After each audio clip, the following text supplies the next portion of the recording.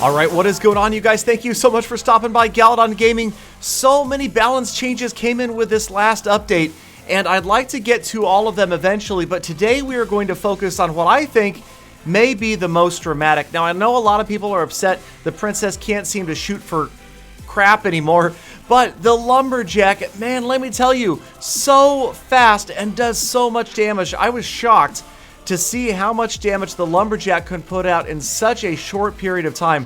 With that speed at very fast and the amount of damage it puts out, so much DPS now, it is really a force to be reckoned with. Check it out right here as the LumberJack gets to the tower, and watch the damage the LumberJack inflicts on the tower. You can see how fast it is, and we're going to see it again and again in these replays today. Not to mention, of course, the Rage Spell. The Rage Spell is just adding insult to injury. The LumberJack by himself suddenly seems, dare I say, OP. I don't know. It is definitely putting out way more damage than I expected, and a lot of people are suddenly realizing that they've got to try to fit a LumberJack in their deck, and of course, other people who have free-to-play accounts like myself, sometimes still wondering if they'll ever see one, but we're still waiting for that update. Remember, you guys, this was just the balancing update, not the big content update.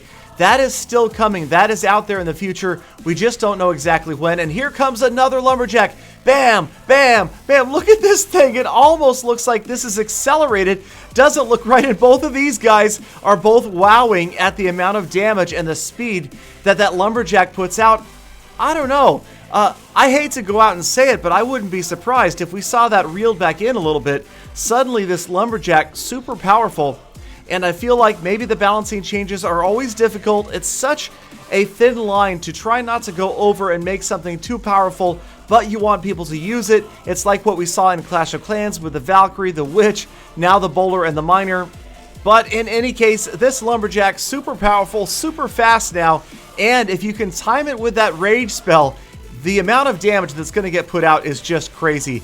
Now here, Hadi Dawi trying again, but doesn't quite get the job with the Rage Spell done this time. They do use it to try to take down the Royal Giant. That works out, but ideally, of course, you want to try to get that LumberJack in and after the tower.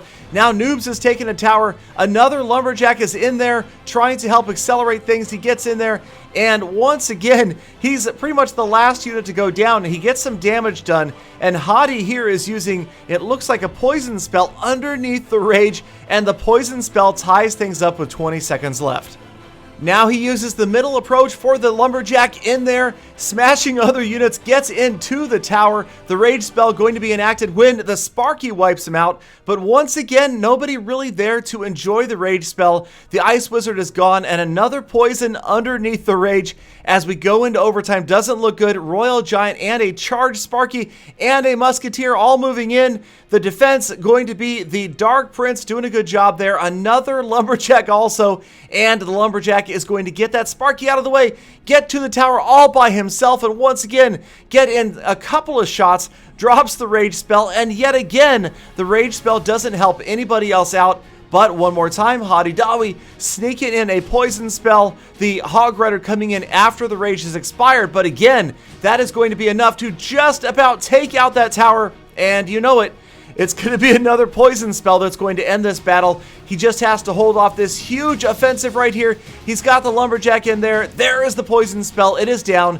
Just a matter of time before it ticks away the last hit points in his opponent's tower. He throws in the zap to accelerate things, and that is a very close 2-1 win with a LumberJack-based deck. So that was Hadi Dawi from FA Tournament. Now we will move on to Sullyman from FA Diamond, another one of the full attack family of clans, and another LumberJack-based deck with some other different cards here. Obviously, the Ice Wizard, a balloon as well, but the LumberJack accelerating a balloon can be extremely dangerous. But check it out once again, the LumberJack by himself getting in there and chopping down that Inferno Tower. Does a pretty good job of just about taking it down by himself before he drops that bottle, and, well, again, nobody around to soak in the Rage. But again, a good demonstration of his running speed and the speed of his axe. Now, Sully is facing a Golem deck, and Val dropping the Golem right on the river right here. Sully defending with the Mini P.E.K.K.A. and the Dark Prince. They're both getting turned around. They head off after the opponent's Mini P.E.K.K.A., leaving the Golem on the tower. They completely abandon the tower, go off on their own. Joined by a balloon, though, the three of them annihilate. In fact, the balloon was overkill. That tower goes down just to the first two units. The balloon is going to move its way in and start to take down that goblin hut. And as the balloon tries to get to the King's Tower, can't quite get there. Poison spell, lots of damage already on the King's Tower. Does not look good for Val, as we've got a minute 44 left. Lots of damage on Sully's left tower, but get ready. Here comes another Lumberjack from the middle.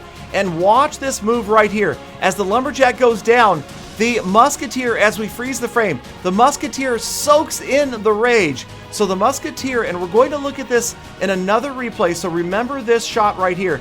As you see, the Musketeer from the left-hand side was within range of the rage of the Lumberjack. Now, directly head-on, things are a little bit different. So there you can see, again, lots of damage from the rage spell, from that Musketeer getting a few shots under the rage.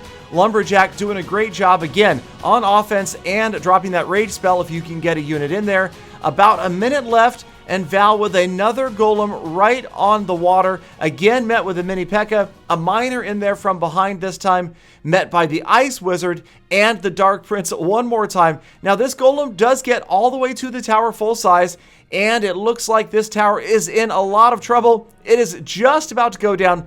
159 hit points left, so you know that Sully already trying to plan ahead here. He's got to push for 2 or 3. There's the Lumberjack Rage. Look at the balloon just soar across the sky. Moves to the Inferno Tower, moves straight to the King's Tower, still soaking up the rage, as are a couple of other units, and together they will take down that King's Tower for a 3-crown win, thanks again to the Lumberjack and his handy-dandy shoulder rage spell. All right, so now we move on to another clan, Messy, from the Full Attack main clan, and we'll check out another Lumberjack battle. And again, watch for the freeze frame as we see the radius of the Lumberjack's rage spell and a Musketeer trying to soak it up. We'll see that in just a minute or two as this battle gets underway. Fabio from Battle Clashers facing Messy. Right away, Princess goes down to arrows. We are definitely seeing more arrows now post-update, as people are shying away from the zap spell. Was it nerfed a little bit too much? Again, it remains to be seen. Maybe something I can talk about in a future episode. But you see, Messy brought the zap spell, and that reduced stun really noticeable right there. It seems like it's just almost no time at all. Those minions resumed their push after the tower. But again, the damage not nerfed, just the stun time. So, I don't know. Again, it remains to be seen. It's too early to tell, and maybe does require a dedicated episode talking about the changes to the zap spell. All right, so Messy again pushing with the Giant and the Musketeer. Looks like the Lumberjack getting ready. And with that very fast speed, you no longer have to make sure he's out in front. He's going to pass everybody instead. There he goes. And right here is where we will see the Lumberjack go down, and watch the Musketeer as she's just about to get to the tower. There's the rage spell, and she is out of range of the Lumberjack's rage spell. Whereas from that left approach, from that center deployment, because of where the Lumberjack went on that one, she was within range. So a big difference right here between these two dynamics. You definitely would love to get that Musketeer in. She is so dangerous even without a rage spell. As you can see here, the Giant, though, was enraged, and the tower goes down with about 90 seconds left. So again, loving the Lumberjack. Gotta figure out a way to get it in, and Messy, a little bit of trolling there, dropping the thanks, a little bit of BM, but, you know, it is what it is. That's one more thing. Do people still want to see the mute button as a possibility here? Should we make it so you don't have to listen to an opponent's taunts if you don't want to? Personally, I kind of like the idea because I do find myself a little bit aggravated, but I'm kind of on the fence about it. I go back and forth about that one all the time. All right, so a minute left. Double elixir has begun, and Messy dropping another thanks as he drops the Giant from the back of the playing field, followed by another Musketeer. So you can see this Giant Musketeer Lumberjack combo, and this time the Lumberjack will not get all the way to the tower, but check out what happens as Fabio drops in Barbarians right here. They take the Lumberjack down quickly, but his rage spell enrages everybody in the area, including the Giant at the tower. Even the Princess and the Musketeer at a distance get it, and that means that tower goes down. Less than 30 seconds left. Messy taking a 2-0 lead, and now just completely overwhelming his opponent. Yet another Lumberjack shows up, not even needing the rage. This time a 3-crown win with a Lumberjack-based deck. So let me know what you guys think. Is the LumberJack going to be OP, or is it just finally going to be useful? Thank you guys, as always, for sticking around, enjoying the episode, spending a few minutes of your day with me. I appreciate every last one of you guys. Please do hit that subscribe button, thumbs up, leave some comments. I'll do my best to answer them, and I hope to see every last one of you back here again tomorrow for more Full Attacks.